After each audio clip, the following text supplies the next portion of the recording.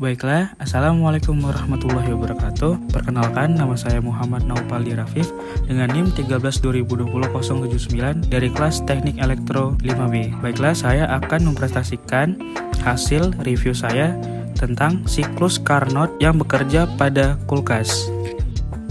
Apa sih itu siklus Carnot? Siklus Carnot merupakan suatu siklus termodinamika yang melibatkan proses isotermal, isobarik, dan isokorik. Siklus adalah suatu rangkaian sedemikian rupa sehingga akhirnya kembali kepada keadaan semula. Misalnya, terdapat suatu siklus termodinamika yang melibatkan proses isotermal, isobarik, dan isokorik. Bagaimana proses siklus Carnot itu terjadi?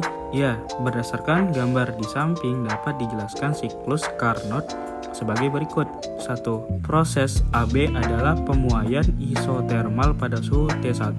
Pada proses ini sistem menyerap kalor Q1 dari reservoir bersuhu tinggi T1 dan melakukan usaha WAB. 2. Proses BC adalah pemuaian adiabatik. Selama proses ini berlangsung, suhu sistem turun dari T1 menjadi T2 sambil melakukan usaha WBC.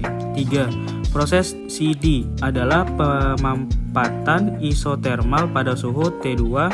Pada proses ini sistem menerima usaha WCD dan melepas kalor Q2 ke reservoir bersuhu rendah T2.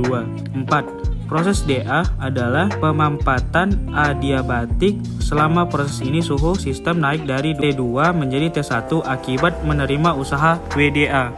Komponen-komponen apa saja sih yang terdapat pada kulkas? Kompresor merupakan bagian terpenting pada kulkas. Kompresor sama dengan jantung yang berfungsi memompa darah ke seluruh tubuh, begitu juga dengan kompresor. Kompresor berfungsi memompa pendingin ke seluruh bagian kulkas. Kondensor adalah alat penukar kalor untuk mengubah wujud gas. Bahan pendingin pada gas suhu dan tekanan tinggi menjadi wujud cair.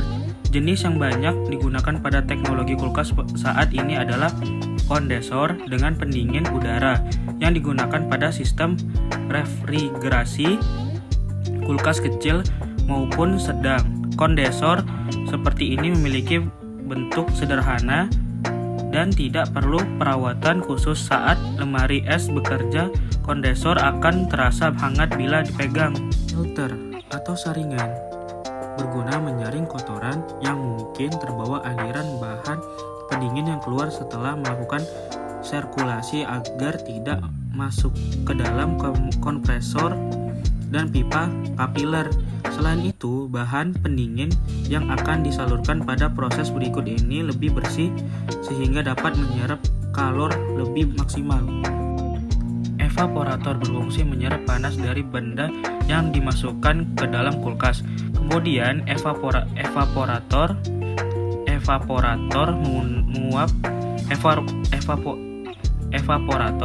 menguapkan bahan pendingin untuk melawan panas dan mendinginkan. Sesuai fungsinya, evaporator adalah alat penguap bahan pendingin agar efektif dalam menyerap panas dan menguap bahan pendingin. Evaporator dibuat dari bahan logam anti karat yaitu tembaga dan aluminium. Termostat memiliki banyak sebuah, antara lain temperatur kontrol dan cool control. Apapun sebutannya, termostat berfungsi mengatur kerja kompresor secara otomatis berdasarkan batasan suhu pada setiap bagian kulkas. Bisa dikatakan termostat adalah saklar otomatis berdasarkan pengaturan suhu. Jika suhu evaporator sesuai dengan pengatur suhu termostat, secara otomatis termostat akan memutuskan listrik ke kompresor. Bagaimana cara kerja siklus Carnot pada kulkas? Ya, energi panas ditransfer ke dalam lemari es untuk menjadi cairan dingin yang melewati sebuah mesin evaporator. Lalu, refrigeran menyerap energi panas agar menjadi lebih hangat, lalu akhirnya berubah menjadi gas. Gas yang terbentuk sebelumnya dialirkan melalui kompresor agar cairan pendingin memiliki temperatur yang lebih tinggi.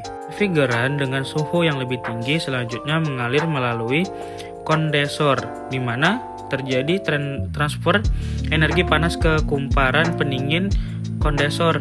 Akhirnya, refrigeran tersebut kehilangan energi panas dan merubah menjadi energi dingin kembali serta mengalami peristiwa kondensasi menjadi cairan. Selanjutnya, refrigeran masuk ke tabung ekspansi di mana merupakan tempat yang memiliki ruangan untuk menyebarkan cairan keluar dalam rangka menurunkan suhu menjadi lebih rendah. Cairan dingin hasil refrigeran tersebut kemudian mengalir kembali ke evaporator. Selanjutnya, siklus tersebut kembali berulang. Baiklah, terima kasih. Mohon maaf kalau ada kata-kata yang salah. Pada Allah saya mohon ampun. Wa taufiq wal hidayah. Wassalamualaikum warahmatullahi wabarakatuh.